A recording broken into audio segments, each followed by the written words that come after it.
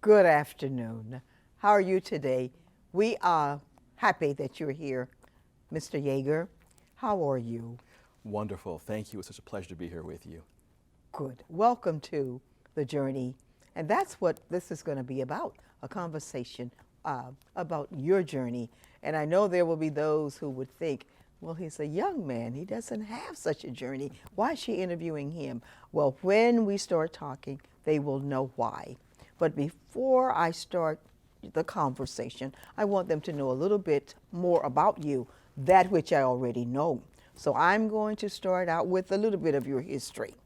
Ivan Yeager, that's your name, of course, is an internationally recognized inventor and entrepreneur who heads the Yeager Companies, a group of corporations that include Yeager Innovative Products Corporation, that's YIP Corporation, the Yeager Foundation Incorporated, and the Yeager Clinic Incorporated.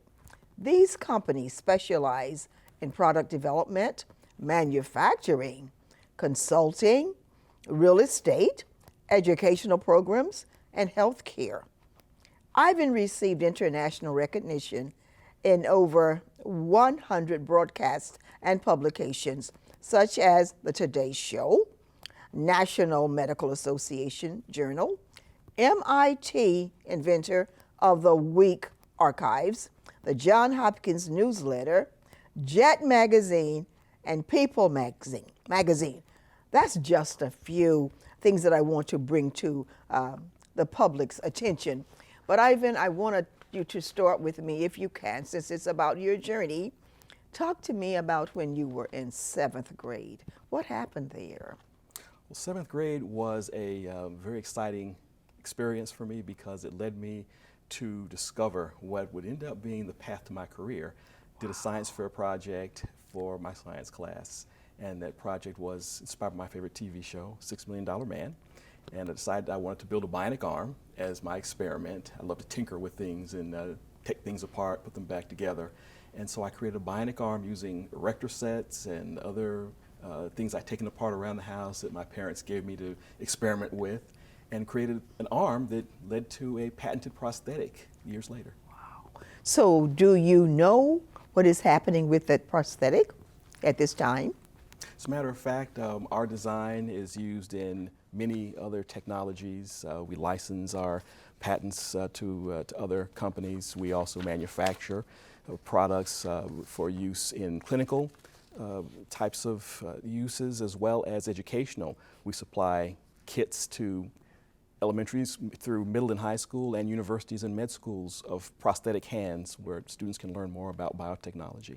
It's so much more. The entire conversation could be about that, because when there are those who will listen to me, I will tell them about your 7th grade journey, and those who don't want to hear it, they're going to hear it anyway, because I know you and they don't know you. They don't know what they don't know.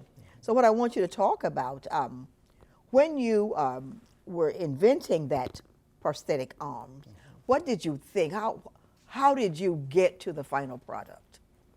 A lot of trial and error. There was a long journey of trying things that did not work, a lot of discouraging moments. I was very blessed to have parents that told me that you just can't let your dream fade. If this is your vision, continue working, learning from your mistakes, and don't give up.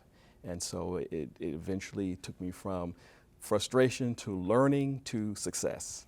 Wonderful. Well, Ivan, I know that in 1997 you created Technology Leaders Initiative, TLI. How was that? Tell the audience about that initiative. This is a program, it's a curriculum that's designed around some of my experiences taking a science project and being able to build a career path with that. So what we've done is we've given students an opportunity to simulate careers in STEM, in law, in business, a variety of things where they actually are creating inventions and making a business plan and building their prototype and presenting everything as if they are an entrepreneur team starting a startup company. And so it infuses all the core subjects and allows students to understand how math, science, language arts, social studies, all those subjects factor into making money in a career world. So we give them those building blocks to convert the classroom to the work experience. And that's what we mean when we talk about teaching the whole child. Yes. Because you talked about all the subject areas that are involved in that.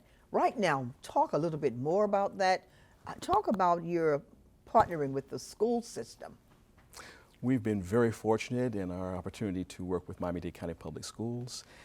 We've been working in districts 1, 2, and 3 for almost 10 years now, Yes. providing the program to elementary and middle schools.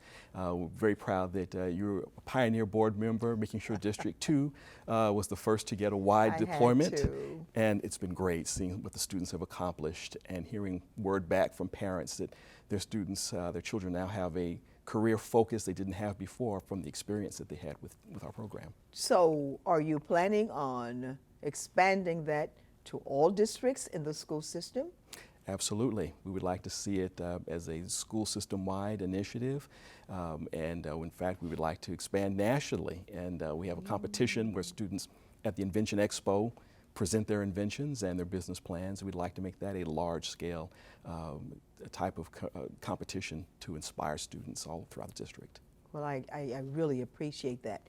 The next thing I want you to talk about is how diligently you are working on maintaining your parents', oh God, it's iconic to say the least, but you're working on a project in the heart of District 2 on 62nd Street, right off 12th Avenue, and you're going to be partnering with the Liberty Square housing development, just a number of opportunities to have our children know a bit more about their history, the Yeager Clinic, and all that goes with that. Please talk about that. Well, we are working on a new mixed-use development that will be built in the spot where the existing Yeager Clinic is. This is a clinic that my family has owned since, in that location since 1958. Originally, my father and grandfather started their practice there, but my grandfather started the Yeager Clinic in 1926 in New York. So they owned over the 20th century locations in many different cities, Los Angeles, Boston, and some other cities as well, North Carolina, in Aiken, South Carolina.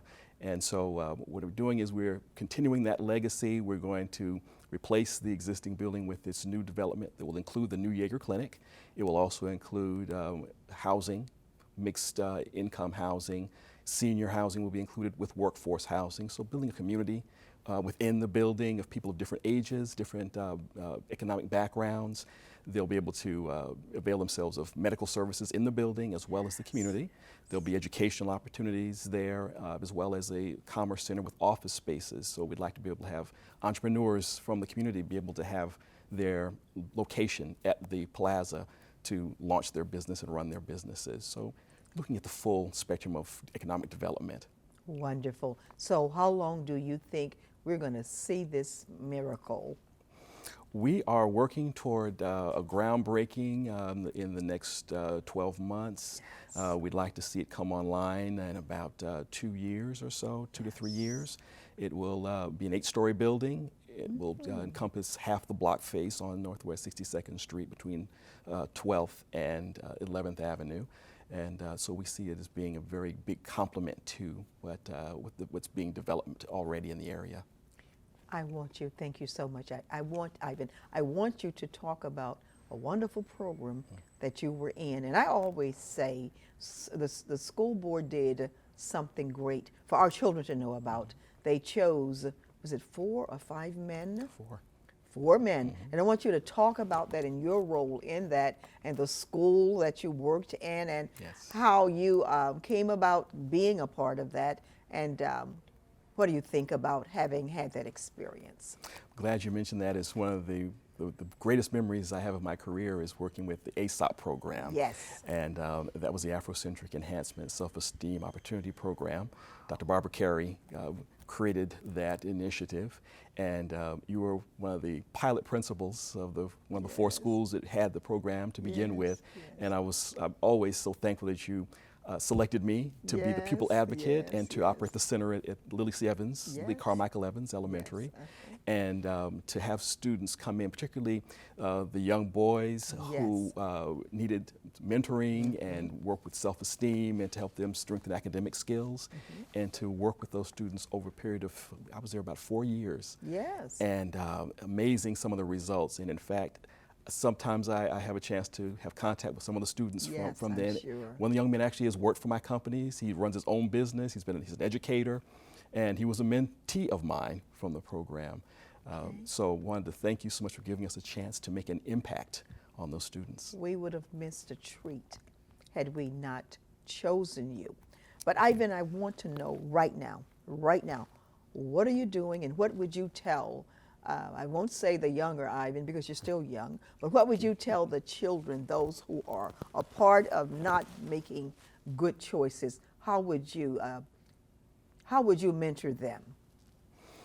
I would first tell them that dreaming big is very important. Don't limit yourself and your opportunities, but you must equip yourself. You have to get as much education as possible, reach out to people who are doing the kinds of careers you dream of, try to have opportunities to learn from them, to shadow them, to work with them, internships with them, opportunities that really need to take place and plan for early in life. Don't wait until you're an adult to decide what you want to do with your life. Decide as early as possible, and never lose sight of the focus of what you want to accomplish. Don't let setbacks take you off track.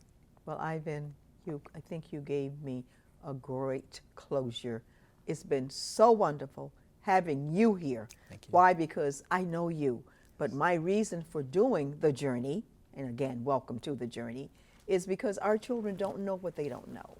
When they see Ivan Yeager, the gentleman who is par excellence, a gentleman that all should know about, they don't know you. So when we do the journey, we're going to make sure that we feature this piece of it, and they'll get to know Ivan Yeager. Any more closing remarks, please? Well, I just want to thank you for all that you do, that the inspiration and the leadership, and that my involvement in educational programming, I owe a lot of that to your tutelage and working for you and with you, and continue doing all the great things you're doing. You're making a huge impact always. So thank you, right here for you. Appreciate your coming. God bless you, and I'll see you on the journey. God bless you.